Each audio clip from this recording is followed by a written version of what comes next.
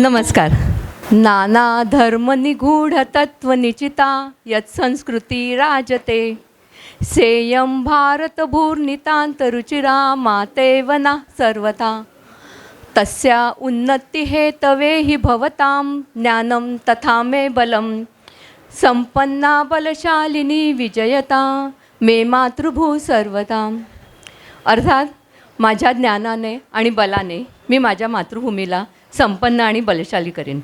आणि ह्या एकाच विचाराने आपण या ठिकाणी सगळे एकत्र आलो आहोत. आपण मागच्या वेळेला चंद्रगुप्त मौर्य, बिंबिसार या सगळ्यांविषयी बोललो. आपल्या मनामध्ये लागलीच एक भावना तयार होते की आता अशोक आहे, म्हणजे चंद्रगुप्त असा होता, अशोक असा असणार. सो मला वाटतं आपण राजांची तुलना करणं हे आपल्याच दृष्टीने फार घातक आहे. दोन राजे स्वतंत्र असतात.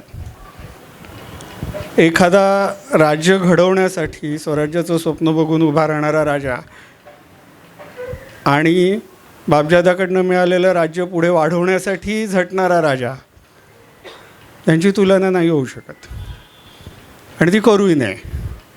हे कदाचित त्यातनं आपली कोते मनोवृत्ती दिसू शकते.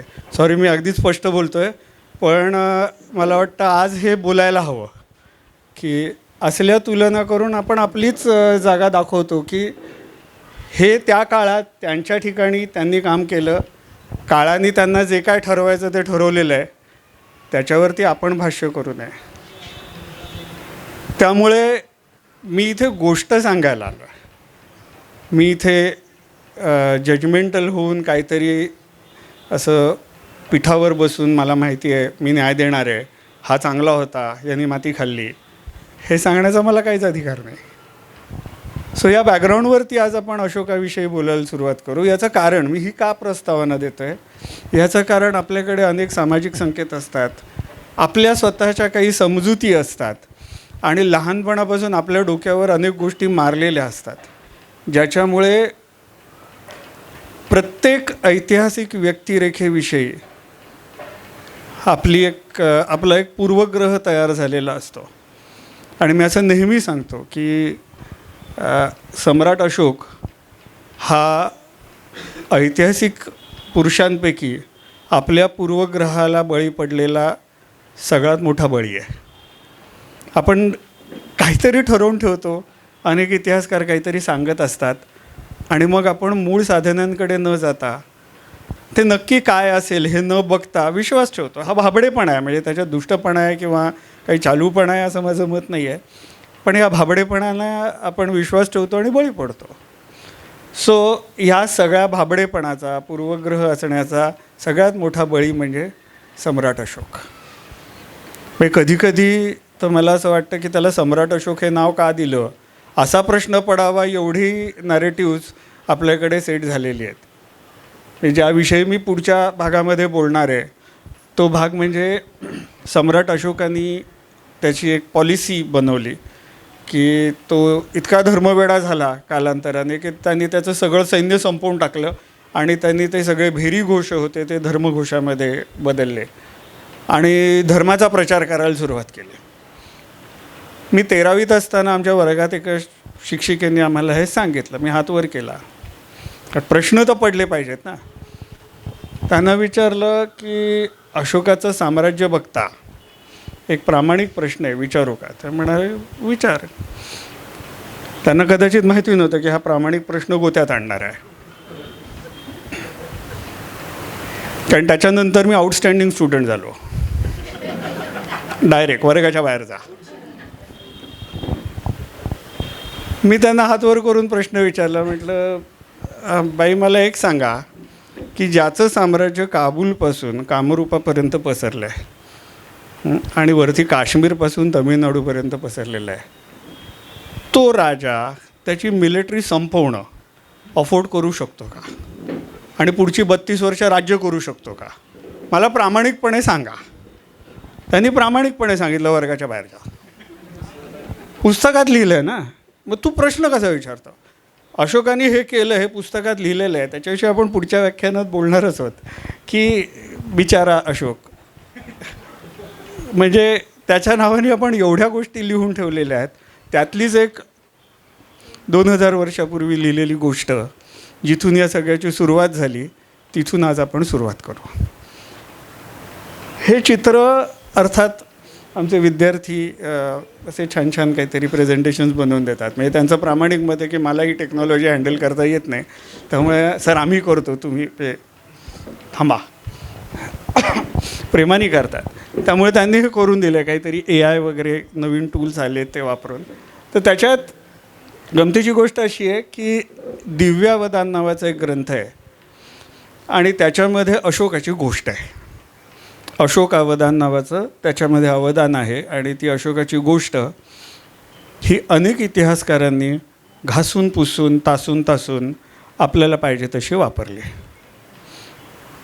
त्या गोष्टीमध्ये असं सांगितलं आहे की खूप वर्षापूर्वी जेव्हा भगवान बुद्ध स्वतः या जम्बूद्वीपामध्ये भारतवर्षामध्ये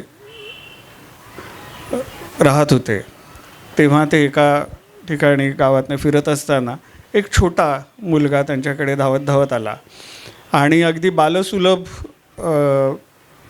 त्यांनी काही प्रश्न विचारले त्यांना. भगवान बुद्धांनी पण त्याची उत्तरं दिली आणि का कोणास ठाऊक त्या छोट्या मुलाला भगवान बुद्ध आवडले. आणि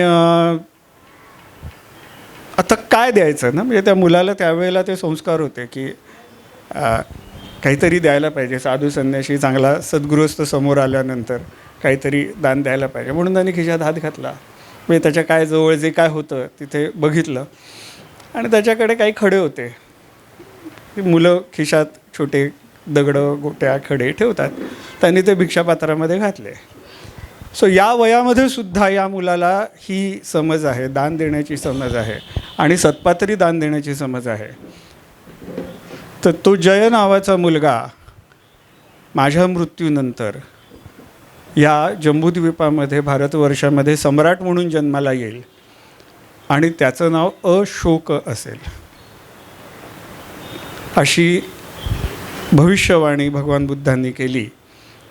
आणि नंतर भगवान बुद्धांच्या महापरिनिर्वाणानंतर साधारण 200-250 वर्षांनी अशोक नावाचा सम्राट या भारतवर्षावर राज्य करायला लागला. ही गोष्ट खूप मोठी आहे. त्याच्यामध्ये अशोकाचे जे गुरु होते त्यांच्या संदर्भातली गोष्ट आहे.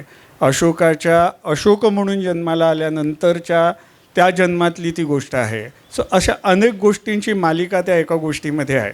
पूर्वी तशाच असायच्या गोष्टी, आपण आठवलं तर आपल्याला लक्षात येईल. अशोकाच्या आयुष्याचे त्या गोष्टीतही 2 भाग पाडलेले आहेत. म्हणजे जसे इतिहासकारांनी पाडले तसे त्या गोष्टीतही पाडलेत. ते 2 भाग आहेत कलिंग युद्धाच्या पूर्वीचा अशोक आणि कलिंग युद्धाच्या नंतरचा अशोक. आणि म्हणून मी पण व्याख्यानाचे 2 भाग पाडले, कारण परंपरा ही पाळली गेलीच पाहिजे की कलिंग युद्धापर्यंतचा अशोक आणि पुढच्या महिन्यामध्ये कलिंग युद्धानंतरचा अशोक. सो आज आपण कलिंग युद्धापर्यंतचा अशोक बघणार आहोत. तर या कथेमध्ये फार गमतीशीर संदर्भ ते देतात की ते त्याला चंडाशोक, कालाशोक अशी दूषणं वापरतात कलिंग युद्धाच्या आधी, की तो दुष्ट होता, क्रूर होता, अत्यंत लाडवलेला होता, हेकेखोर होता. राजा म्हणून जर एककल्ली राजा असेल तर तो कसा वागेल तशा पद्धतीचा होता.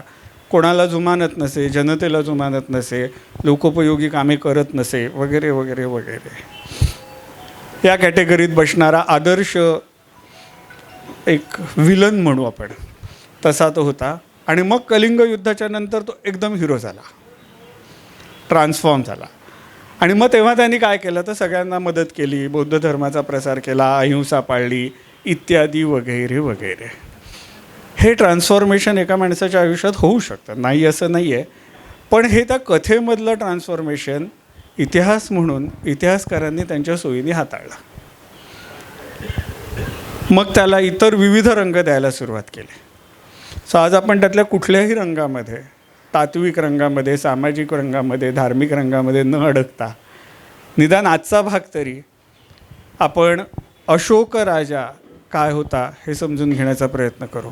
कारण पुढच्या भागामध्ये बौद्ध धर्माविषयी बोलावंच लागणार आहे, कारण त्यांनी त्याचा वैयक्तिक धर्म म्हणून बौद्ध धर्म स्वीकारला.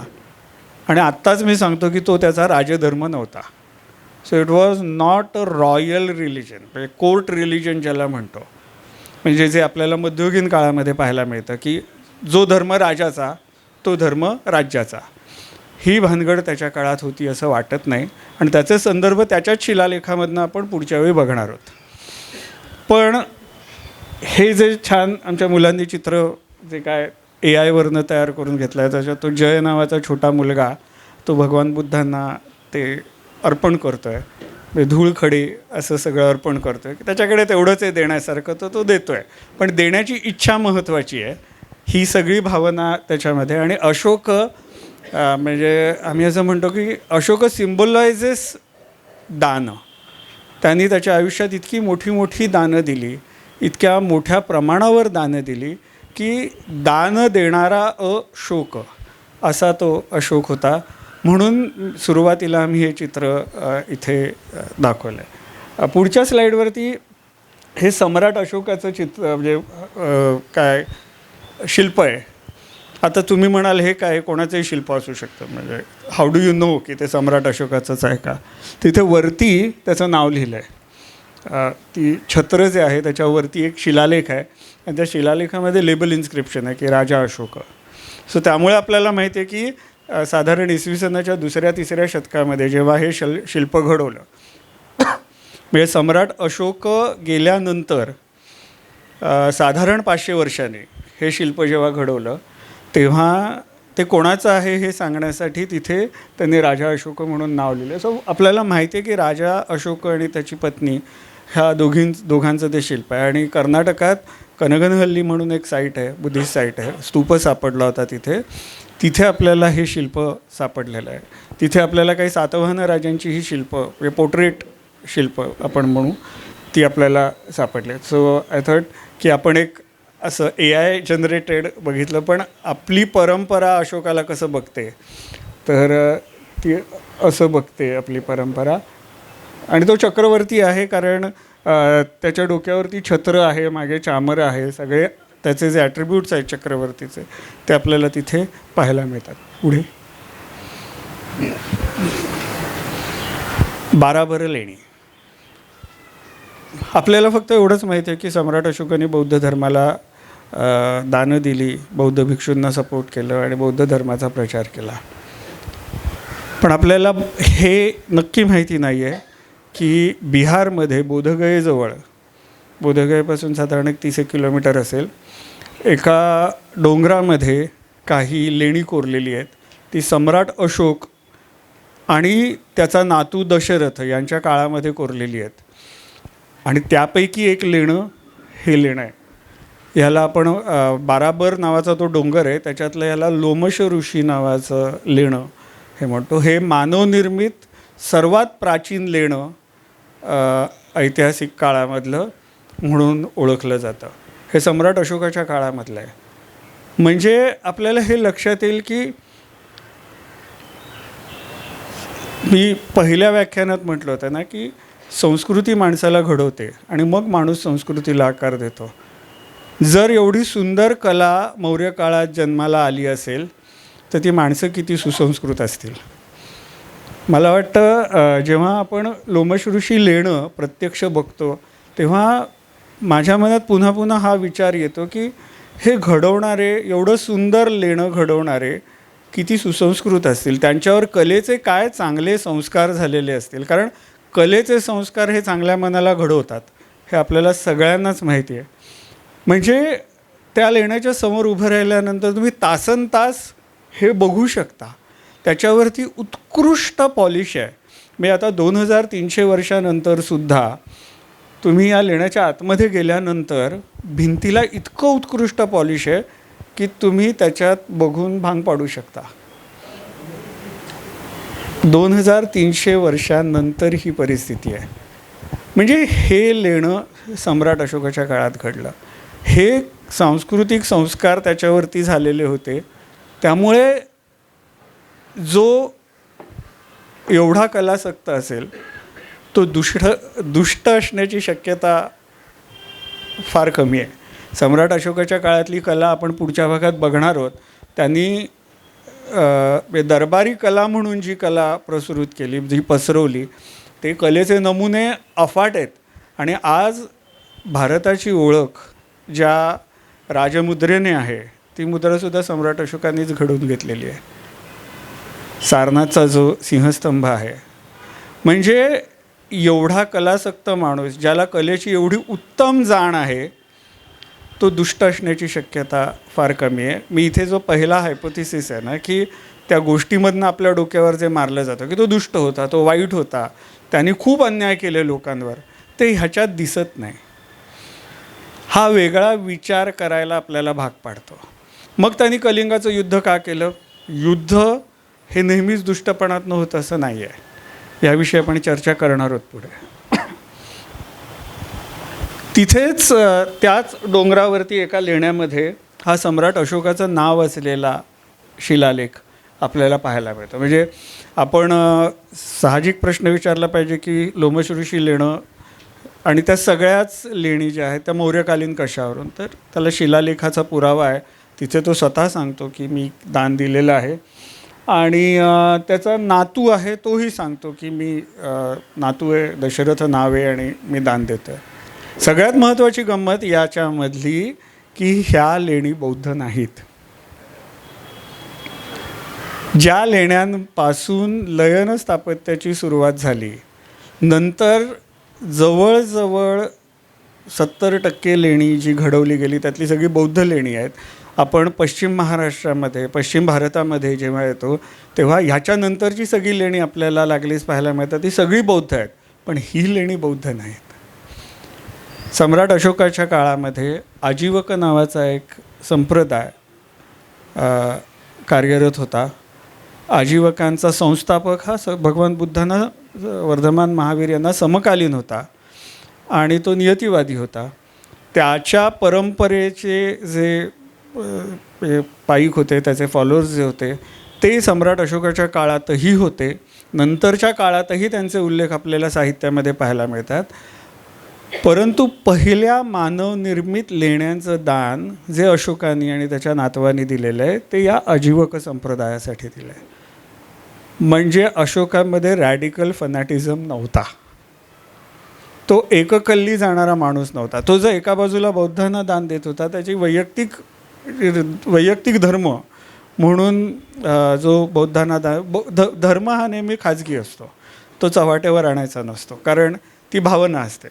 मला एखादी भावना वाटणं ही माझी खाजगी गोष्ट आहे ना, हे त्यांनी तंतोतंत पाळलेलं दिसतं. म्हणजे राजा म्हणून त्यांनी आजीवकांना दान दिलं, राजा म्हणून त्यांनी जैनांना दान दिलेलं असणार आहे, पण तो बौद्ध धर्माचा, बौद्ध मताचा पाईक होता, फॉलोअर होता.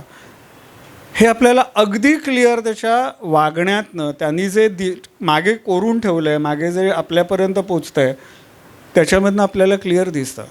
त्यामुळे तो एककल्ली जाणारा राजा नसावा. म्हणजे मगाशी मी म्हटलं की कलासक्त होता त्यामुळे दुष्ट नसावा, आणि ह्या सगळ्यामुळे एककल्ली नसावा. म्हणजे कोणीतरी कान भरले, काहीतरी झालं आणि राजा म्हणून नालायक निघाला, असं नक्की नव्हतं. पुढे आपण जेव्हा सम्राट अशोक राज्यावर यायच्या आधीचा मौर्य साम्राज्याचा नकाशा बघतो तेव्हा आपल्या लक्षात येतं की जवळपास संपूर्ण भारतवर्ष, भारतीय उपखंड त्यांच्या ताब्यात होता. कलिंग हाच प्रांत त्यांच्या राज्यात नव्हता. कलिंग म्हणजे आत्ताचा जो ओरिसा आहे त्याचा महत्त्वाचा भाग, आणि त्या काळीसुद्धा कलिंगाची राजधानी भुवनेश्वरच होती. नाव वेगळं होतं पण राजधानी तिथेच होती. अर्थात त्याचं एक जिओपॉलिटिकल महत्त्व आहे की ती राजधानी तिथेच का आहे, तो एक वेगळा विषय आहे चर्चेचा. पण अशोकाच्या काळातही अशोकाच्या काळात कलिंग एक स्वतंत्र राज्य त्यावेळी कार्यरत होतं, आणि त्या कलिंगामधनं फार मोठ्या प्रमाणावरती समुद्री व्यापार होत असे. आता गमतीची गोष्ट अशी आहे की आजही तुम्ही कलिंग म्हणजे ओरिसा जर बघितलं तर ओरिसाच्या पश्चिम भागात फार मोठं जंगल आहे, जे आपण सेंट्रल इंडियन फॉरेस्ट ज्याला म्हणतो. गुप्त काळामध्ये ज्याला महाकांतार असं नाव समुद्रगुप्ताने त्याच्या शिलालेखामध्ये अभिलेखामध्ये दिलेलं आहे. So that was the natural protection. आपण बोलतो आहे हे 2300 वर्षापूर्वीचा भारत त्याविषयी म्हणतो आहे, जेव्हा मोठे मोठे रणगाडे, मोठे मोठे युद्ध साहित्य अस्तित्वात नव्हतं.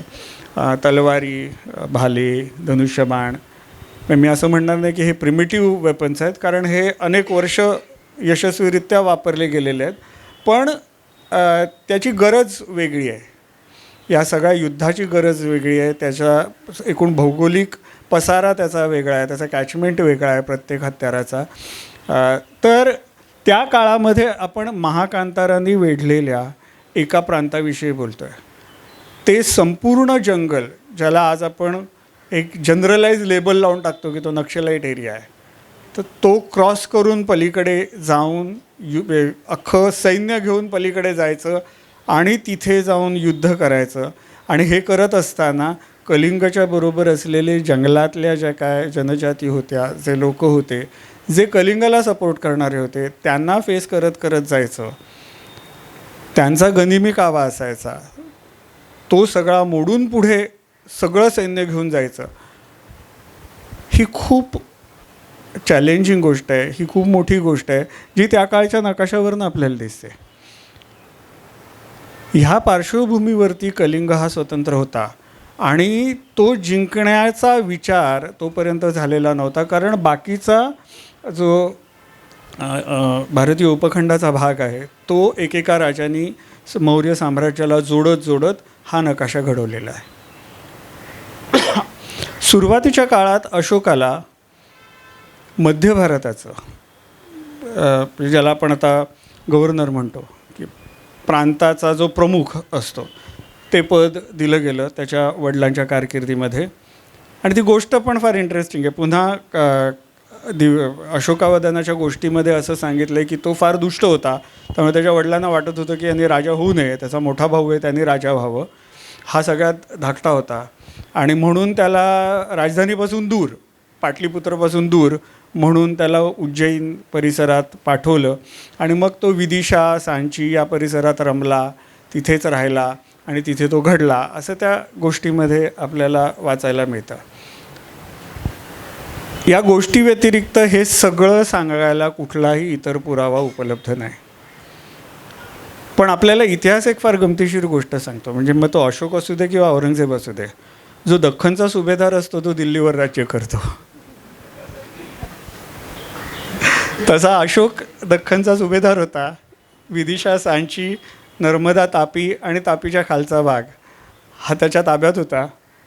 आणि तिथेच त्याला त्याची पट्टराणी भेटली. आणि हिंदी सिनेमात अनेक गोष्टी दाखवतात, त्याच्यावर डिस्क्लेमर आहे, विश्वास ठेवू नये,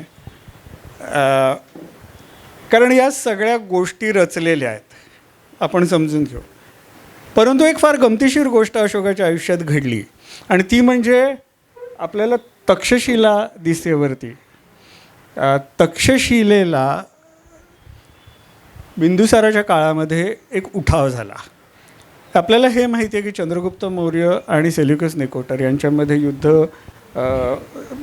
युद्धाच्या वेळेला तह झाला आणि मग मॅट्रिमोनियल अलायन्स झाला दोघांमध्ये. त्याच्यानंतर सेल्युकस निकोटरचे जे सक्सेसर्स होते किंवा म्हणजे अलेक्झांडर द ग्रेट, त्याचे जे सक्सेसर्स तिथे राहिलेले होते, त्याचे जे अधिकारी होते किंवा सैनिक जे होते, ते तिथे त्या प्रांतात अजूनही होते. आणि एकूण तक्षशिला हा प्रांत आपण जर बघितला तर आपल्या लक्षात येईल की तिथे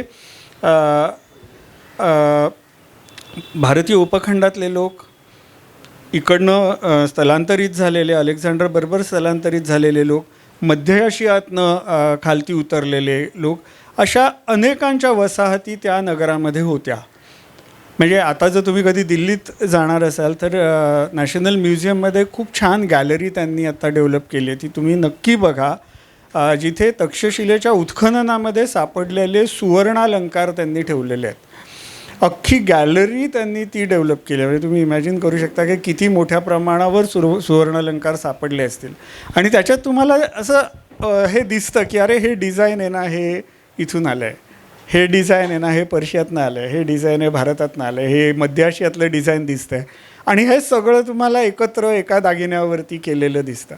हा जो सांस्कृतिक संगम आहे हा तक्षशिलेमध्ये घडत असताना कुठेतरी काहीतरी एक ठिणगी पडली आणि तिथे जे बाहेरून आलेले स्थलांतरित होते, विशेषतः जे इंडो ग्रीक्स होते, त्यांनी बंड करायला सुरुवात केली. त्यांना मौर्य साम्राज्यापासून वेगळं होण्याचा एक प्रयत्न त्यांनी चालू केला. हे सगळं असताना तिथे ते बंड मोडून काढण्यासाठी किंवा ते बंड संपवण्यासाठी अशोकाची नियुक्ती झाली. म्हणजे मगाशी मी काय सांगितलं की गोष्टी आपल्याला काय सांगितलं आहे की एका बाजूला गोष्ट सांगते की अशोक इतका वाईट होता, दुष्ट होता की तो लोकांना तो नको होता आणि म्हणून त्याला तू राजधानीत नको, तू उज्जैनला जा म्हणून पाठवून दिला. पण बंड जेव्हा सांभाळायची वेळ आली तेव्हा त्याला पाठवलं. हे कुठेतरी कॉन्ट्रॅडिक्ट होतं. म्हणजे लॉजिक नाही आहे ह्याच्यामध्ये की जर तो प्रजेला नको होता, जर तो दुष्ट होता, तो कुठलाही राजा बंड मोडून काढायला त्याला नाही पाठवणार. म्हणजे तो कितीही शूर असेल किंवा काही असेल, त्या गोष्टीत असं लिहिलं आहे की त्या राजाला 100 मुलं होती आणि हा सगळ्यात धाकटा होता. ऑब्व्हियसली धाकट्याला नाही पाठवणार. Wien you have 100 options with you, isn't it? So ह्याच्यातनं पुन्हा अशोक या व्यक्तिरेखेविषयी विचार करावासा वाटतो आपल्याला. सो हे त्याच्या आयुष्यातले 2 प्रसंग खूप महत्त्वाचे असे म्हटले जातात की तो उज्जैनला आला, तिथून सांची विदिशा या प्रांतामध्ये तो राहिला, तिथे घडला, एक प्रशासक म्हणून घडला आणि त्याच्यानंतर त्यांनी तक्षशिला जाऊन बंड मोडलं. त्याच्यानंतर गोष्ट असं सांगते की बिंदुसार नंतर आजारी पडला, मग अशोक गेला, त्याने त्याच्या सगळ्या भावांना ठार मारलं आणि मग राज्य ताब्यात घेतलं. या गोष्टी व्यतिरिक्त ह्याला कुठलाही आधार नाही. जो राजा 100 भावांना, 100 सोडा, स्वतःच्या भावांना मारून राज्यावर बसतो, त्याचं काय होतं हे इतिहासाने आपल्याला दाखवलेलं आहे. ते सांगायला मी इथे उभं राहून बोलायची गरज नाही आहे. पण अशोकाचं ते झालं नाही आहे हे नक्की आहे. ओके. त्याच्यातला दुसरा एक भाग असा आहे ना की उज्जैन प्रांत जो आपल्याला दिसतो तो कलिंगाला, म्हणजे महाकांताराच्या या बाजूला आहे. मधला जो फॉरेस्ट आहे, मधला जो जंगलाचा भाग आहे, एका बाजूला कलिंग आहे आणि दुसऱ्या बाजूला उज्जैन प्रांत आहे. सो अशोकाच्या कलिंग युद्धाची वैचारिक तयारी कुठेतरी तो गव्हर्नर असताना किंवा त्या सुभ्याचा इन्चार्ज असताना कुठेतरी त्याच्या डोक्यामध्ये सुरू झाली असायला हवी. कारण त्याला प्रोबॅबली माहिती होतं की राजा मीच होणार आहे. गोष्टीवरनं सुद्धा किंवा त्याची एकूण पर्सनॅलिटी त्याच्या शिलालेखांमध्ये जी दिसते त्याच्यात, म्हणजे तो राजा म्हणून जिथे लोकाभिमुख व्हायचं तिथे तो लोकाभिमुख होतो, जिथे दटावायचं तिथे दटावतो. ते सगळं आपण पुढच्या व्याख्यानात बघणार आहोत. मी जस्ट एक रेफरन्स म्हणून आत्ता सांगून ठेवतो. सो हे असं बहुआयामी व्यक्तिमत्व जेव्हा एखाद्या प्रांतात जातं, म्हणजे असं आपण म्हणतो ना, शिवाजी महाराज जेव्हा आग्र्याला गेले, काय गंमत म्हणून राजाचा वाढदिवस बघायला तर नक्की केले नव्हते, आपल्यालाही माहिती आहे. म्हणजे त्यांची व्हिजन जी आहे ती वेगळीच आहे आणि ज्याचा आवाका आपल्याला येऊच शकत नाही आणि म्हणून ते द्रष्टे आहेत. सो अशी दृष्टी माणसं पुढचं भविष्य काय बघतात हे फक्त काळच सांगू शकतो. आपण फक्त त्याच्याबद्दल ठोकताळे मांडायचा प्रयत्न करतो. आणि अशोकाच्या बाबतीत तर मला असं वाटतं की कलिंग युद्धाची बीजं तो उज्जैनला असताना कुठेतरी पेरली गेली असणार आहेत. आपल्याला तो प्रांत हवा आहे, तो साम दाम दंड भेदक कुठल्याही मार्गाने हवा आहे. कारण फार समृद्ध प्रांत आहे, तिथून व्यापारी मार्ग जातात आणि तो जर मौर्य साम्राज्यात आला तर उत्तर दक्षिण हे दोन्ही भाग जोडणं फार सोपं जाईल. सो पुढे जाऊया. त्या काळच्या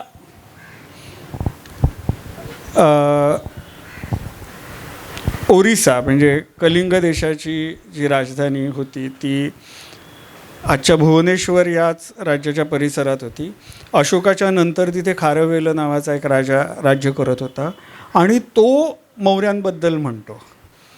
तो म्हणतो की चंद्रगुप्तांनी एक जिनप्रतिमा आमच्याकडून नेली. हे केव्ज आहेत, हाथीगुंफा, जैन केव्ज आहेत बऱ्याचशा. पुढे जाऊया. हा खारवेल नावाचा राजा आहे, त्याचा हाथीगुंफा शिलालेख आहे. आणि ती जिनप्रतिमा मी परत आणली. म्हणजे मौर्य साम्राज्याच्या अस्तानंतर खारवेल राजांनी मगधावरती स्वारी करून ती जिनप्रतिमा परत आणली.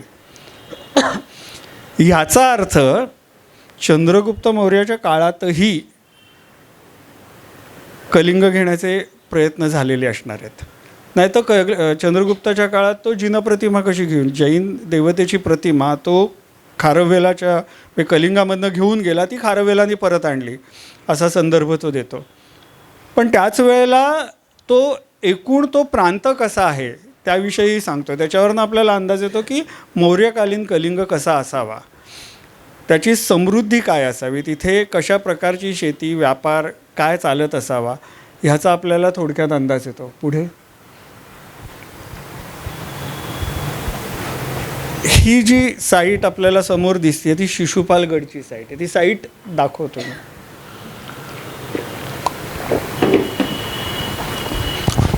हा गुगल मॅप आहे. गुगल मॅपवरती मागे जा. एक चौकोन तुम्हाला दिसतोय का? हा चौकोन आहे. हा आत्ता गुगल मॅपने घेतलेला फोटो आहे. ही कलिंगाची राजधानी होती. त्याचं नाव आहे शिशुपालगड. मगाशी हे म्हणाले की मी कन्सल्टन्सीसाठी काम केलं वगैरे. ती ही साईट 1 किलोमीटर बाय 1 किलोमीटरच्या तटबंदीच्या भिंती जमिनीखाली गाडल्या गेलेल्या आहेत. पण त्या भिंती इतक्या भक्कम आहेत, इतक्या व्यवस्थित आहेत, म्हणजे पहिले मातीच्या आहेत, मग त्या दगडांनी त्याला कव्हर केलेलं आहे वगैरे. सो आज गुगल मॅपमध्ये सुद्धा त्याची आउटलाईन जवळजवळ 2000 वर्षापेक्षा जास्त वर्षांनी आपल्याला गुगल मॅपमध्ये ती आउटलाईन आज दिसते.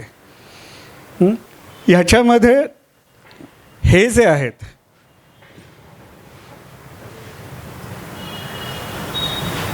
ही त्याची जुनी गेट्स आहेत. म्हणजे 1 किलोमीटर बाय 1 किलोमीटर असा तो आयत आहे आणि प्रत्येक भिंतीतनं शहरामध्ये येण्यासाठी 2 दरवाजे केलेले आहेत. त्याच्यामुळे शहर जे आहे ते 9 भागामध्ये विभागलं जातं. हे सगळं वाचताना कौटिल्याचं अर्थशास्त्र आठवतं आपल्याला की शहर कसं असावं, नगररचना कशी असावी, रस्ते एकमेकांना काटकोनात छेदणारे असावे. तो ग्रीड पॅटर्न तयार होतो. मग ग्रीड पॅटर्नमध्ये कोणी कुठे राहायचं, कोणाच्या वसाहती कशा असाव्या. तर त्याच्यामध्ये मध्यभाग जो आहे हा जो मध्यभाग आहे त्या मध्यभागामध्ये राजाचा दरबार आणि दरबारी यांची निवासस्थानं असावी असा संकेत आहे. पुढे सो हे एक ग्राफिक रिप्रेझेंटेशन आहे. त्याच्या 3 बाजूनी ज्याला काय म्हणतो आपण मोट आहे. मोट म्हणजे खंदक आहे. 3 बाजूनी खंदक आहे. 2 पाण्याचे छोटे ओहळ आहेत. म्हणजे त्याचं पाणी वळवून त्यांनी ते खंदक तयार केलेले आहेत. आणि चौथ्या बाजूनी या बाजूला एक म्हणजे मॅनमेड असा खंदक खोदून काढून तयार केलेला आहे. आणि त्याच्या बाहेरच्या बाजूला बौद्ध भिक्षू संघाचे अवशेष आपल्याला सापडलेले आहेत. सो हा तो शिशुपालगड ही जागा होती जिथे ते राजे राहत होते. कोण राजा होता, काय होता, त्याचं नाव आपल्याला माहिती नाही.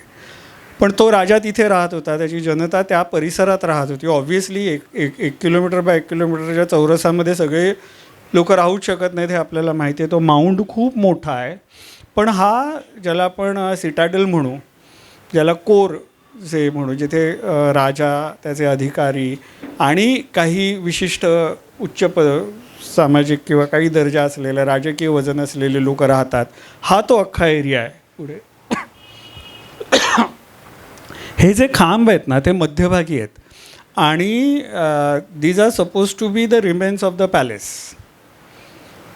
सो आपल्याला आत्ता काय मिळतं आहे 2300 वर्षांनी, तर हे एवढंच मिळतं आहे. इंटरेस्टिंगली तो दरवाजा आहे आणि तो जो दरवाजा आहे तो नंतरच्या काळातला म्हणजे 2000 वर्ष जुना आहे. 2300 वर्षापूर्वी कलिंग युद्ध झालं, पण त्याच ठिकाणी आहे आणि आधीच्याच दरवाजावरती दगडांनी तो बांधलेला आहे. सो आधीच्या भिंती ज्या होत्या त्या मातीच्या भिंती होत्या, त्याच्यावरती विटांच्या भिंती झाल्या, त्याच्यानंतर त्या दगडांनी कव्हर करण्यात आला आणि the entire fort was strengthen.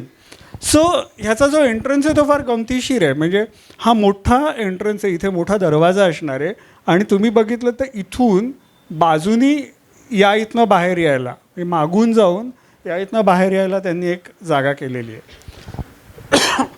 मुख्य दरवाजा न उघडता जर पादचारी आले, व्यापारी आले किंवा काही जनावरं घेऊन म्हणजे घोडे, बैल, गाढवं यांच्यावर सामान लादून आले तर मुख्य दरवाजा उघडायची गरज नाही. त्याच्यासाठी तो साईड वे केला आहे, ज्याच्या बाजूला दोन्ही बाजूला चेकपोस्ट आहेत. म्हणजे प्रत्येकाची एंट्री करून त्याला तो जो काय कर असेल तो भरून आतमध्ये घेण्याची व्यवस्था ही संपूर्णपणे आपल्याला शिशुपालगडमध्ये केलेली दिसते. See this talks about the prosperity which they enjoyed. त्यांची जी सुबत्ता होती ती काय होती, एवढी सिक्युरिटी आपल्या घराला नसते, ॲब्सोल्युटली नसते. म्हणजे काही गरजच नसते ना, कारण काही नसतंच घरात नेण्यासारखं. पण जेव्हा असं नगर असतं तेव्हा डेफिनेटली एवढी सिक्युरिटी तुम्हाला लागते, कारण that is a commercial hub जिथे मोठ्या प्रमाणावर देवाणघेवाण केली जाते. सो सो इथे 2 माणसं बसलेली आहेत, त्याच्यावरनं तुम्हाला अंदाज येईल की ते केवढं प्रचंड काम आहे. या कोपऱ्यामध्ये या फोटोत इथे 2 माणसं आहेत. सो साधारण 5.5-6 फुटाची माणसं असतात. त्याच्यावरनं तुम्हाला अंदाज येईल की ते किती प्रचंड मोठी तटबंदी आणि दरवाजे आणि हे सगळं केवढं प्रचंड प्रकरण आहे ते. पुढे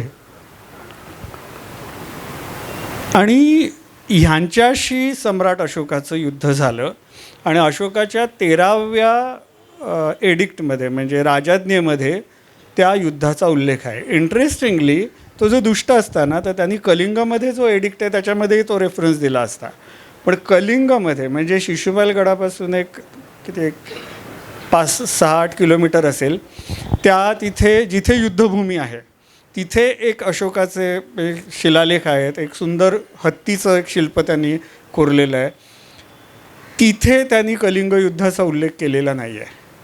ही खूप महत्त्वाची, म्हणजे राजा किती सेन्सिटिव्ह असू शकतो आपल्या जनतेच्या प्रती, की मी हा भाग जिंकला आहे आणि मी कसा जिंकला हे मी तिथे नाही लिहिलं आहे. इतर ठिकाणी जिथे जिथे त्याचे एडिक्ट्स आहेत तिथे तिथे त्याचे उल्लेख आहेत, आपण बघणार आहोत. पण या एडिक्टमध्ये, या राजाज्ञेमध्ये कुठेही कलिंग युद्धाचा उल्लेख आपल्याला पाहायला मिळत नाही.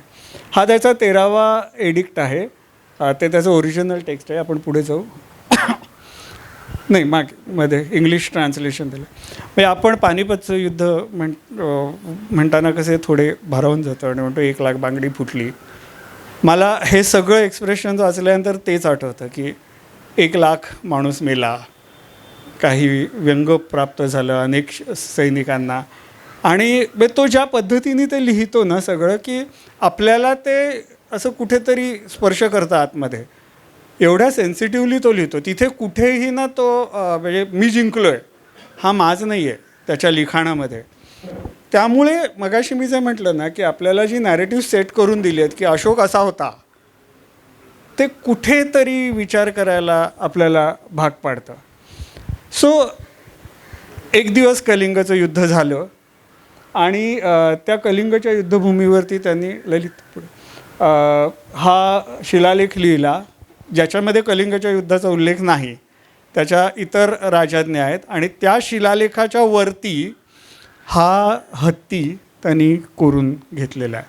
So this is called Dhauli elephant. Dhauli नावाची जागा आहे तिथे हा मौर्य साम्राज्याचं प्रतीक असलेला तो हत्ती त्यांनी कोरून गेला. म्हणजे मगाशी मी म्हटलं लोमस ऋषी लेण्याचं जे सौंदर्य आहे, तेच सौंदर्य, तीच नजाकत, तीच भव्यता, हे सगळं आपल्याला या हत्तीमध्ये आणि अर्धाच आहे तो हत्ती, म्हणजे अख्खाही नाही आहे.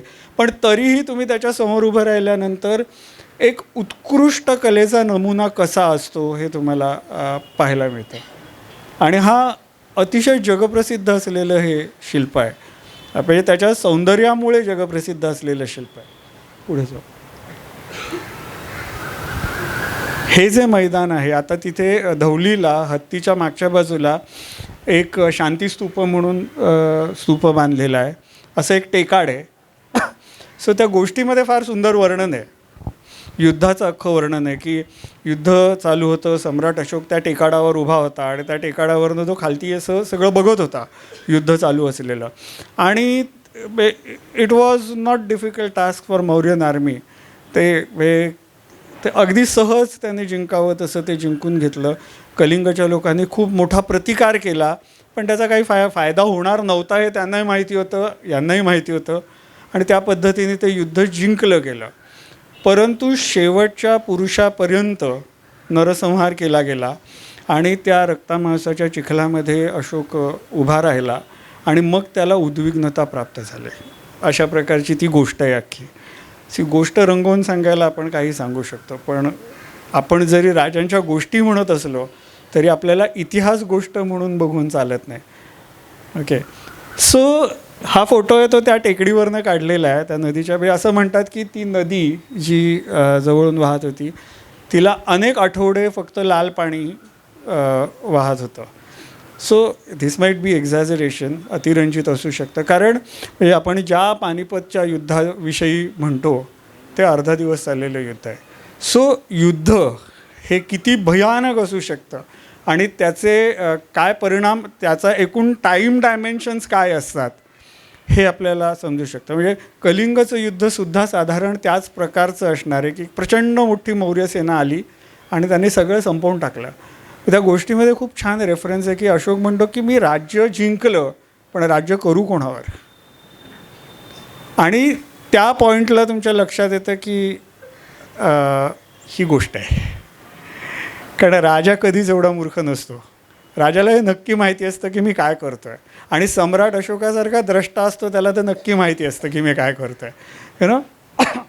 सो हे जे आपल्याला आता छान शेताडी वगैरे दिसते that is probably the battlefield ज्याच्यावरती कलिंग युद्ध लढलं गेलं. तुम्ही तिथे उभं राहिल्यानंतर या सगळ्या गोष्टी आठवल्यानंतर तुमच्या डोळ्यासमोर सगळ्या गोष्टी अशा एका चित्रपटासारख्या पटापट जातात आणि तुम्ही स्तब्ध होऊन जाता की तिकडे पलीकडे शिशुपालगड आहे, त्यांची राजधानी आहे, मध्ये नदी आहे, या बाजूला युद्धभूमी आहे, या टेकडीवरती सम्राट अशोक उभा असावा जिथे तुम्ही आज उभे आहात. आणि तुमच्या मागे तो स्तूप आहे शांती स्तूप म्हणून, म्हणजे या युद्धाचा परिणाम म्हणून आलेला. तो अर्थात 20व्या शतकात बांधला आहे, तो जुना नाही आहे. पण ह्या सगळ्या एकूण वातावरणात तुम्ही खूप भारावून जाता आणि असे एकटे शांत होऊन जाता. आणि तेव्हा मला वाटतं तुम्हाला अशोक कळायला सुरुवात होते की कारण हे बघितल्याशिवाय कळण्यासारखं नाही आहे पुढे. आणि मग अशोकाने बौद्ध धर्माचा स्वीकार केला. त्याचे गुरु त्यांनी त्याला दीक्षा दिली. हा वैशालीच्या अशोकस्तंभाचा फोटो आहे जिथून आपण पुढच्या वेळेला सुरुवात करणार आहोत. पुढे जे सिंहस्तंभ शीर्ष वैशाली नावाचं गाव आहे तिथलं आहे. सो तिथून आपण पुढच्या व्याख्यानाची सुरुवात करणार आहोत की अशा रीतीने लाखबांगडी फुटली, कलिंगचं युद्ध झालं आणि अशोकाने शेवटी असा विचार केला की मी कलिंग तर जिंकला, युद्ध जिंकलं, पण मी राज्य कोणावर करू. त्या उद्विग्न अवस्थेत तो घरी गेला. घरी जात असताना त्याचा एक भाऊ भिक्षू झालेला होता आधीच, तो त्याला भेटला आणि त्यांनी त्याला सांगितलं की तुझ्या चित्ताची शांतता जर तुला हवी असेल, कारण ही शांतता बाहेरून येणारी नाही आहे, ती आतून येणारी शांतता हवी असेल तर तुला चांगला गुरु करायला लागेल. तू माझ्या गुरुकडे चल, मी तुला ओळख करून देतो. And then he was converted to Buddhism. Lalit, हे जे चित्र आहे ते सांचीच्या स्तूपाच्या गेटवरचं आहे. सम्राट अशोक बौद्ध स्तूपाला भेट द्यायला जातानाचं. सो आय थॉट की दिस इज द ॲप पॉईंट जिथे मी थांबलं पाहिजे की सम्राट अशोकाने कलिंग युद्धानंतर मौर्य साम्राज्याला एक पूर्णत्व प्राप्त करून दिलं. तो नकाशामध्ये एक छोटा डाग होता, तो त्याने काढून टाकला. एक सार्वभौम राज्य निर्माण केलं तो खऱ्या अर्थाने चक्रवर्ती झाला आणि सम्राट अशोक ह्यांनी त्याच्यानंतर अनेक वर्ष साम्राज्य सांभाळलं. त्याची गोष्ट आपण पुढच्या भागामध्ये बघणार आहोत. धन्यवाद.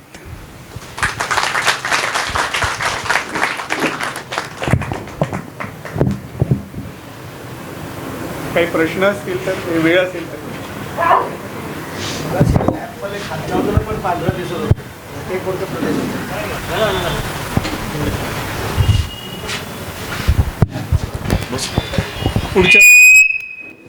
पुढच्या व्याख्यानात सांगतो तो जे सांगतोय की चोर पांड्य चेर असे सगळे राज्य तिथे होते, तर त्याचे उल्लेख तो स्वतःच करतो.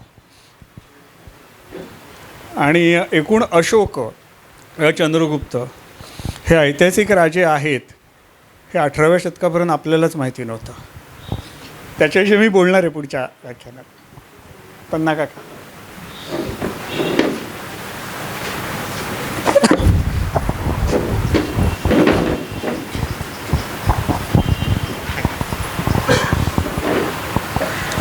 सुरुवातीला तुम्ही बोलताना उल्लेख केलात की धर्म हा वैयक्तिक स्वरूपाचा असतो, असं तुम्ही उल्लेख केलेला आहे. मला असं वाटतं की धर्म या शब्दाचे अनेक पदर आहेत. एक रिलिजन ज्याला आपण म्हणतो, आणि नंतरच्या काळात असं पसरवलं गेलं की धर्म तुमच्या घरात असू द्या, तुमच्यापर्यंत असू द्या, त्याला समाजात आणायचं काही कारण नाही. दुसरीकडे धारणात धर्ममित्याहो धर्मो धारयते प्रजाः, असं ज्याला आपण ऐकतो वाचतो, त्या दोन्हींची सांगड म्हणजे तुम्ही केलेलं विधान आणि धर्माची जी काही व्यापक व्याख्या आहे त्याची सांगड कशी घालायची.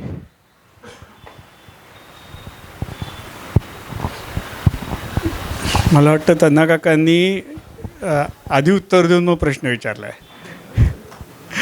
कारण धर्माची व्याख्याच व्यापक आहे. जेव्हा मी म्हटलं की धर्म हा व्यक्तिगत असतो, सो त्याचा विशिष्ट अर्थ हा आहे की रिलिजन इज पर्सनल. त्याचा समाजाला त्रास होईल अशा पद्धतीने प्रदर्शन करण्यात काहीच पड नाही.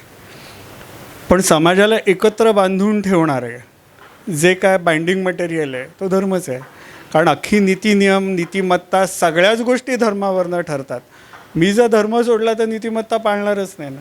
कारण शेवटी तत्त्वज्ञान हा नीतिमत्तेचा पाया आहे. त्यामुळे त्या अर्थी सामाजिक धर्म एक जबाबदारी भारतामध्ये होतं असं की जे धर्मात असं काहीच नाही आहे की ज्याला धर्म स्पर्श करत नाही. आणि ही संकल्पना इतर संस्कृतींमध्ये समजणं खूप कठीण आहे.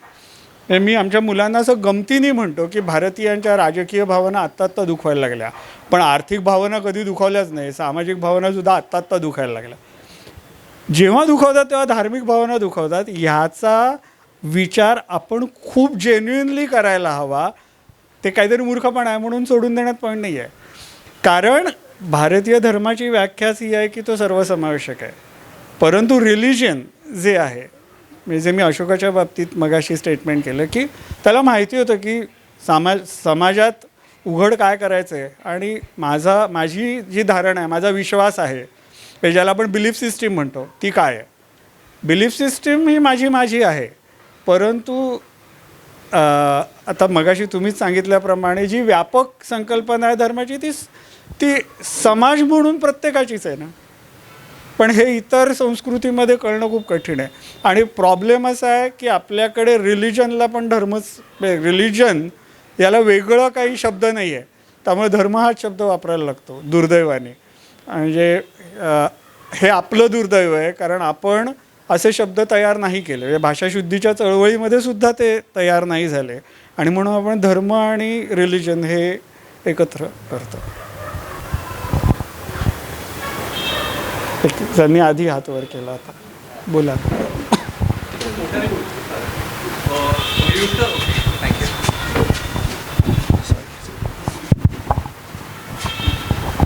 नमस्कार सर आणि खूप खूप धन्यवाद व्याख्यानाबद्दल. माझे 3 प्रश्न आहेत. एक म्हणजे सम्राट अशोकाने तमिळकम जो भाग होता, तुम्ही म्हणाल्याप्रमाणे चोळ चेर आणि पांड्या, हा भाग देखील सुपीक आणि व्यापाराबद्दल खूप चांगला होता. तर तो भाग काबीज का नाही केला किंवा पुढच्या काळात काबीज का नाही केला?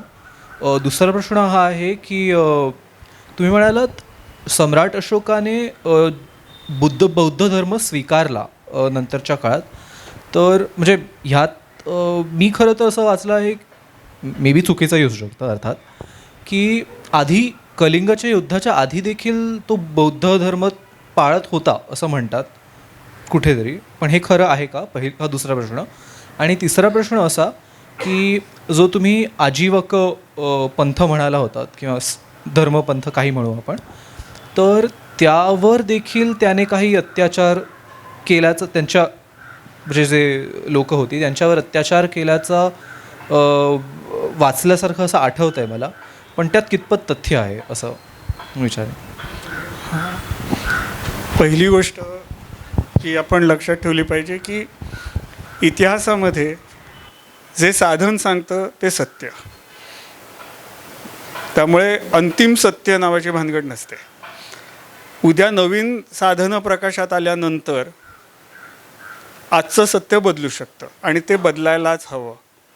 तरच इतिहास पुन्हा लिहिला जाईल आणि इतिहास हा पुन्हा लिहिलाच गेला पाहिजे. तरच तो म्हणजे काळानुरूप राहील, नाही तर तो आउटडेटेड होऊन जाईल. म्हणजे मग एका पॉईंटला लोक विचारतात ना की मग गडे मुडदे उखाडण्यात काय पॉईंट आहे? कारण बिकॉज ॲट वन पॉईंट तुम्ही रिलेट नाही करू शकत त्याला. ओके, सो हा एक महत्त्वाचा भाग आहे. इतिहासाचं प्रयोजन काय ह्याच्याविषयी एक वेगळं व्याख्यान कोणातरी विद्वानाचं चांगलं आपण अरेंज करायला पाहिजे की इतिहास का पुन्हा लिहायचा, इतिहास लिहायचा, पुन्हा लिहायचा, वाचायचा, प्रत्येकाला माहिती पाहिजे. हे गंमत म्हणून सांगतो की पु ल देशपांड्यांनी खूप छान सांगितलं, जे मी माझ्या अनेक व्याख्यानांमध्ये सांगितलं आहे. हरितात्यांविषयी म्हणताना ते म्हणतात की या माणसाने 4 आण्याचा खाऊ नाही दिला कधी, पण ते काय दिलं तर वेळ पडली तर मुठी वळतील हा आत्मविश्वास दिला. आणि ह्याचा डायरेक्ट संबंध इतिहासाशी आहे. पु ल देशपांड्यांनी ते खूप छान पद्धतीने आपल्याला समजेल अशा भाषेत सांगितलं. पण शेवटी इतिहासाची गरज काय? त्यामुळे तुम्ही जे म्हणताय की मी वाचलेलं चुकीचं असेल, चुकू शकतो, चुकू कोणीही शकतो, त्यात काही पॉईंटच नाही. पहिला प्रश्न. मग त्यांनी चेर पांड्य चोल हा भाग का घेतला नाही याविषयी कुठलंही साधन काही सांगत नाही. पण कलिंग हा त्याच्या संपूर्ण साम्राज्याच्या मधला भाग होता आणि तुमच्या साम्राज्याच्या मध्यभागी असलेला कुठलाही भाग तुमच्या अधिपत्याखाली नसणं हे नेहमी धोकादायक असतं. हे त्याला माहिती असणार आहे.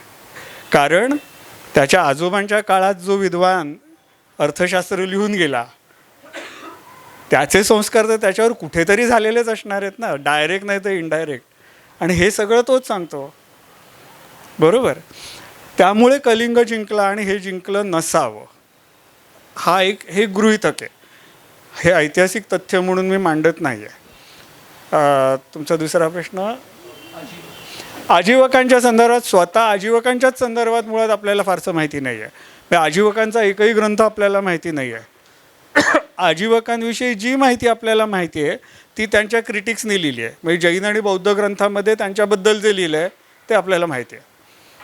ओके, त्यामुळे त्या साधनांना हाताळताना खूप काळजीपूर्वक हाताळायला लागतं. कारण कसं आहे, तुमचा एक वेगळा धर्म आहे, माझा एक वेगळा धर्म आहे, तुमची विचारधारा वेगळी आहे, माझी. मी तुमच्याबद्दल लिहिताना मी वेगळ्याच पद्धती लिहीन. मी असं नाही म्हणत आहे की चुकीचं लिहिणार, पूर्वग्रह दूषित लिहिणार, पण ज्या आत्मीयतेने मी माझ्याबद्दल लिहीन त्या आत्मीयतेने तुमच्याबद्दल नाहीच लिहिणार आहे. लक्षात येत आहे? सो त्यामुळे आजीवकांची मुळातच माहिती कमी आहे. त्यामुळे इतिहास रंजन करायला आपल्याकडे भरपूर स्कोप आहे. आणि कसं आहे ना की इतिहास रंजन करणं हे खूप छान असतं, कारण ज्याच्याबद्दल तुम्ही बोलता तो मेलेला असतो, तो येऊन गच्ची पकडत नाही तुमची. हे सोपं आहे. माझ्याबद्दल बोला, मी येणार ना लागलीच घरी तुमच्या. तिसरा प्रश्न. असू शकतो. म्हणजे ते आता काय त्याने आधी बौद्ध धर्म स्वीकारला, नंतर स्वीकारला, केव्हा स्वीकारला, कोणत्या तिथीला स्वीकारला, सकाळी स्वीकारला का संध्याकाळी स्वीकारला, इज इरिलिव्हंट. शेवटी आपण माणसाचा विचार करतो आहे, त्या माणसाच्या योगदानाचा विचार करतो आहे. ऑब्व्हियसली जेव्हा आपण इतिहास लेखन करतो, म्हणजे अगदी छत्रपती शिवाजी महाराजांच्या बाबतीत बोलायचं झालं, जन्मतारखेविषयी किती गोंधळ होते, एवढ्या मोठ्या व्यक्तीच्या जन्मतारखेविषयी किती गोंधळ होते. 350 वर्ष, 400 वर्ष, आपण 2300 वर्षापूर्वीच्या गोष्टी बोलतो आहे. ओके, सो जे काय मटेरियल सोर्सेस आपल्याकडे उपलब्ध आहेत त्याच्या आधारे आपण एवढंच म्हणू शकतो की त्यांनी बौद्ध धर्म स्वीकारला आणि त्याला प्रमाण आहे. कलिंग युद्धाच्या आधी स्वीकारला, नंतर स्वीकारला, इट बिकम्स इरिलेव्हंट. कारण कुठेतरी बीज असल्याशिवाय वृक्ष वाढत नाही. तुम्ही ओसाड जमिनीत धान्य पेरलं ना, काहीही होणार नाही आहे. त्यामुळे कुठेतरी बीज आहे हे आपल्याला दिसतं, नाही तर तो कलासक्त नसता, तो सेन्सिटिव्ह नसता. हे त्याच्या कलेतनं जे दिसतं ते नसतं ना. तो समाजाप्रती जबाबदारीने वागतो, सेन्सिटिव्ह. कलिंगाच्या युद्धात त्यांनी सरळ म्हटलंच असतं ना की मी मारलं बाबा, यांना जिंकून घेतलं, क्याही करलो के. हा ॲटिट्यूड नाही दिसत आहे ना त्याच्या वागण्यात. त्यामुळे ती कुठेतरी बीज आहेत. Then it becomes relevant for me, कारण एव्हिडन्स नाही आहे. सोर्सेस सापडले तर आपण बोलू त्याच्याविषयी. तुम्ही काहीतरी विचारता.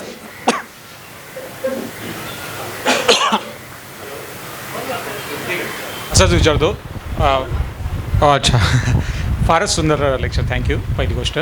आणि माझे 2 क्विक प्रश्न आहेत. एक प्रश्न म्हणजे काही महिने झाले या गोष्टीला, पण एक रिटायर्ड इंडियन आर्मी ऑफिसर होते, त्यांच्याशी मी बोलताना त्यांनी एक इंटरेस्टिंग पॉईंट मांडला होता की जिनिव्हा कन्व्हेन्शन्स ही आत्ता आले की युद्धकैद्यांना कसं ट्रीट करायचं, त्यांना शरण आलेल्याला मारायचं नाही, रात्री मारायचं नाही, सिव्हिलियन्सच्या कॅज्युअलिटीज कमी करायच्या. तर त्यांनी एक असं हे केलं की आपल्या धर्माच्या ह्याचं जे आहे ते खूप पूर्वीपासूनच आपल्याकडे जिनिव्हा कन्व्हेन्शनच्या सिमिलर आपण ऑलरेडी फॉलो करतो, जे रोमन आर्मी किंवा पर्शियन किंवा टर्को मंगोल्स हे कोणीच करत नव्हतं. आणि अशोकाच्या ह्याच्यामध्ये पण किंवा त्या ह्याच्यात पण ते दिसतं का की ते युद्धात पराभूत झालेल्यांना कसं ट्रीट करत होते, हा एक प्रश्न. आणि दुसरा गोष्ट म्हणजे ही सगळी लेणी आपण जी बघतो कान्हेरीपासून ह्याच्यापासून त्याच्यापासून, ती साधारणपणे 2300 वर्षापासूनच पुढे दिसतात. मग त्याच्या आधी काय चाललं होतं, म्हणजे जर आपल्याला त्याच्या आधी पण इंडस संस्कृती तर कितीतरी 1000 वर्ष आधी जाते, मग त्याच्या आधीचं काहीच आपल्याला लेण्यासारखं काही मिळत नाही का? 2 प्रश्न. थँक्यू. पहिले दुसरा प्रश्न, कारण तो माझा आवडता आहे. लेण्यांचे संदर्भ आहेत. महापाषाणीय संस्कृतीमध्ये दगडामध्ये छोटे कक्ष खोदून त्याच्यामध्ये काही विधी म्हणजे मृत व्यक्तींची संदर्भात केल्याचे पुरावे आपल्याकडे आहेत. म्हणजे अगदीच काही नव्हतं आणि अचानक लेणी आली असं नाही आहे. पण ऑब्व्हियसली ती छोटी आहे, छोट्या प्रमाणात आहेत, पण ती आहेत. अगदी भीमबेटकामध्ये सुद्धा मोठी जी काय नैसर्गिक गुहा होत्या त्याच्यात काही बदल करून छोटी भिंत बांधून घेतली दगडांची किंवा असं करून माणसाने ते वापरलेले आहेत. म्हणजे माणसाला लेणी वापरणं, गुहा वापरणं हे काही नवीन नाही आहे. माणसाने पहिले रादर काय वापरलं तर गुहा वापरल्या राहिला. आता तुमचा पहिला प्रश्न, आता मी मगाशीच म्हटलं ना की त्याच्या आजोबाच्या काळात जो महान राजनीतिज्ञ होऊन गेला त्यांनी नियम सांगितलेलेच आहेत युद्धाचे. पण दुर्दैवाने असं कुठलंही जिनिव्हा कन्व्हेन्शनसारखं डॉक्युमेंट आपल्याकडे आज नाही की ते अशोकाच्या काळात हा करार झाला, मग त्यांनी युद्धकैद्यांना असं वागवलं आणि या सगळ्या गोष्टी. पण त्या असाव्यात. ह्याचं कारण हा सुसंस्कृतपणाचा भाग आहे. ओके, ज्याचा आपण अभिमान बाळगतो की आमची संस्कृती हजारो वर्ष जुनी आहे आणि त्या सुसंस्कृत असण्यातनं या सगळ्या गोष्टी येतात की तो शत्रू आहे कारण युद्ध चालू आहे. पण एकदा युद्ध संपल्यानंतर तो माणूस आहे हा वेगळा विचार होण्यासाठी सुसंस्कृत असावा लागतं. आणि म्हणूनच हुण आले, मंगोल आले, तेव्हा आपल्याला जो त्रास सहन करायला लागला. कारण सुसंस्कृत आणि असंस्कृत यांच्यामध्ये जेव्हा एक क्लॅश होतो तेव्हा सगळ्यात मोठा फटका सुसंस्कृताला बसतो, कारण तो नीतिनियम पाळून युद्धाला उभा असतो. ओके, पण दुर्दैवाने असं कुठलं डॉक्युमेंट नाही आहे पण we believe that was followed, कारण मुळात आपण सुसंस्कृत आहोत. आणि एकूण दिसतं की संस्कृतीचे अनेक पैलू बघितल्यानंतर आपल्या लक्षात येतं की काहीतरी आहे. त्यांना सरांना काहीतरी सांगायचं. महाभारताचे जे युद्ध 18 दिवस आहे त्यांच्यामध्ये हे उल्लेख आहे की युद्ध संपल्यानंतर संध्याकाळी सैनिकांची चौकशी करायची, आपली विरुद्ध पक्षात असलेल्यांची सुद्धा करायची, जखमींची सेवा शुश्रूषा करायची, निशस्त्र नंतर हल्ला करायचा नाही. तर ही आपण म्हणतो एथिक्स कन्व्हेन्शनकडे पुनरावृत्ती झाला आधुनिक काळात. तुम्ही जे म्हणाल की ह्याचे उल्लेख स्पष्टपणाने हे प्राचीन काळातली ही जी युद्ध आपण जर पाहिली त्या युद्धातली आपल्याला सापडतात आणि महाभारत अनेकांना माहिती आहे. त्यावेळेस महाभारताचं उदाहरण म्हणजे सर्व व्यापक गोष्टी आणि महाभारताचा काळ हा पुन्हा खूप आधीचा आहे, त्याच्या आधीच आहे. त्यावेळे हे खरंच आहे की शत्रूशी सुद्धा लढतात त्याचे काही नियम आहेत. हा जो आपल्याकडे शब्द आहे त्या युद्धात सुद्धा धर्म आहे आणि तिथे धर्म म्हणजे डूज अँड डोन्ट्स असा त्याचा अर्थ आहे. तर त्यामुळे ही खरोखरच मोठी परंपरा आपल्याकडे आहे. ॲब्सोल्युटली. तशाच युद्ध काळामध्ये सुद्धा पाहिला जसं म्हणून की शेवटी तो माणूस आहे. म्हणजे आपल्याकडे असाही मान्यता अजून सुद्धा की बाबा युद्ध झालं, माणूस मेला, तर त्याचे योग्य पद्धतीने इतमामाने अंत्यसंस्कार करावे. शत्रू राज्याला गेला असेल तर आणि ज्याला एखादं शत्रू राष्ट्र असं करत त्याला त्याची जगात सुरू होते. आपण तर करतो आपल्या आपली घडलेलं आहे. तर त्यामुळे हा जो प्रवास आहे या मूल्यांचा युद्ध काळामध्ये सुद्धा शत्रूशी कसं वागायचं आणि त्याचं उन्नत स्वरूप मोडिफाय त्याला आपण म्हणतो हे ह्या कन्व्हेन्शनमध्ये आलं आहे. पण मूळ मला असं वाटतं की ह्या संस्कृतीमध्ये त्या. थँक्यू धन्ना सर. धन्ना सर असं सगळं समराईज करून देतात आपल्याला असं एका ताटात. आय थिंक लास्ट घेऊया आपण तर थांबूया. मौर्य साम्राज्याच्या दक्षिणेला समुद्र आहेत, पूर्वेकडे आणि उत्तरेकडे हिमालय आहेत. सो या नॅचरल बाउंड्रीज बंद होतात. पश्चिमेकडे जी पर्शियन किंवा त्या काळातली जी मध्य आशियातली साम्राज्य होती त्यांच्याशी कधी मौर्य साम्राज्याचे इतके मोठे खटके उडाले का? आणि आपला राज्यविस्तार एकदा भारतीय उपखंड जिंकल्यानंतर पश्चिमेचा भाग आपल्याकडे अजून जोडून घ्यावा असं भारतीय राज्यकर्त्यांच्या मनामध्ये कधी फारसं आल्याचं का दिसत नाही? की ते आत्ताचा जो बलुचिस्तान वगैरेचा प्रांत आहे तिथपर्यंतच सगळ्यात मोठी साम्राज्य भारतातली का पोहोचू शकली? त्याच्या पलीकडे इराणमध्ये वगैरे का नाही राज्य करण्याचा कोणी विचार केला? हा प्रश्न 2 भागातला आहे. बस प्रणव, मला वाटतं मी सुरुवातीलाच सांगितलं की मी यातला तू विचारलेला पहिला प्रश्न विचारल्यावर आउटस्टँडिंग स्टुडंट झालो. म्हणजे पलीकडे पर्शिया वगैरे असे सगळे लोक असताना सैन्य बंद केलं, जरा it's difficult to believe in. आणि हे तरुणपणी प्रश्न पडायलाच पाहिजेत आणि म्हणून आउटस्टँडिंग होता. त्यामुळे आपल्याला हा दोघांना पडलेला प्रश्न आहे. आता ते का नाही जिंकून घेतले ह्याला एक भूराजकीय महत्त्व आहे. त्या काळचं तंत्रज्ञान म्हणजे तू एक लक्षात घेतलंस तर बघ, म्हणजे अलेक्झांडरनी सुद्धा सगळं जिंकत आला, साम्राज्य किती टिकलं हा भाग आहे. म्हणजे त्याच्या मृत्यूचीच बहुतेक लोक वाट बघत होते की लागलीच तुकडे पडले. विदिन नो टाईम तुकडे पडले. म्हणजे 1 वर्षाच्या आत त्याच्या साम्राज्याचे तुकडे झाले.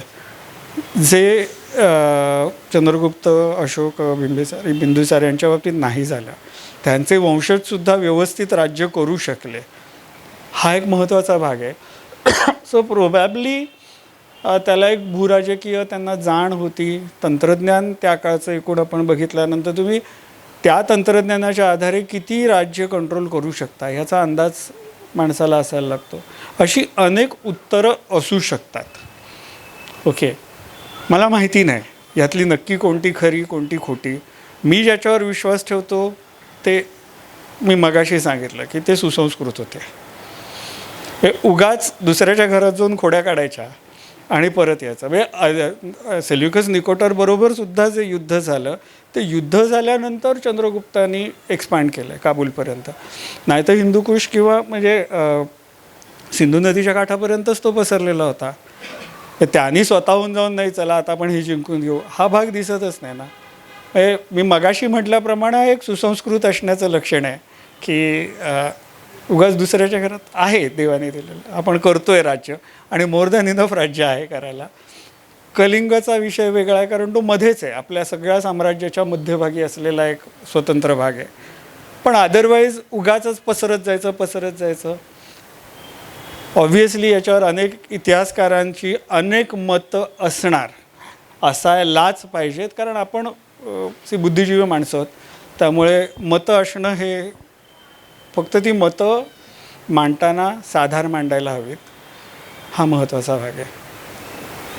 सो आय होप की मी माझ्या पद्धतीने उत्तर द्यायचा प्रयत्न केला. So thank you, thanks a lot.